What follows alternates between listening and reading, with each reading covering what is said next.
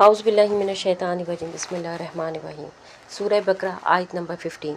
اللہ یستہزئ بہم یمدھم فی طغیانہم یعمہون۔ اللہ ان سے مذاق کرتا ہے اور انہیں ان کی سرکشی میں ڈھیل دیتا ہے کہ وہ بھٹکتے پھریں۔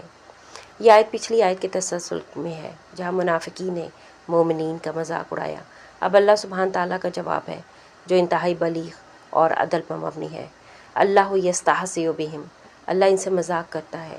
یہ ٹٹ فار ٹیٹ کا انداز ہے، مطلب یہ نہیں کہ اللہ سبحانہ تعالیٰ مذاق کرتا ہے جیسے انسان کرتا ہے، بلکہ اللہ سبحانہ تعالیٰ انہیں وہی لوٹاتا ہے جو دوسروں کے ساتھ کرتے ہیں۔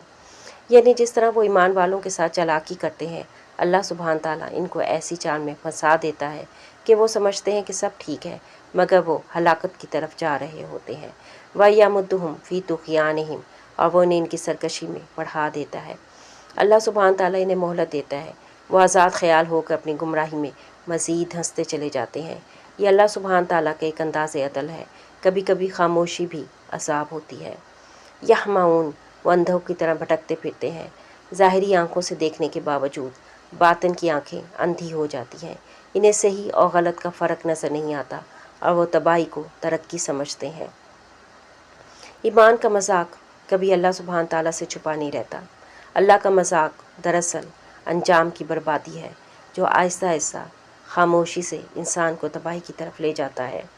کبھی اللہ کا نہ بولنا بھی ایک بہت بڑی انتباہ ہوتا ہے یا ایک بہت بڑا اشارہ ہوتا ہے۔ یہ آیت ایک سوال کرتی ہے، کیا ہم بھی اللہ کی دی ہوئی ڈھیل کو آزادی سمجھ بیٹھے ہیں؟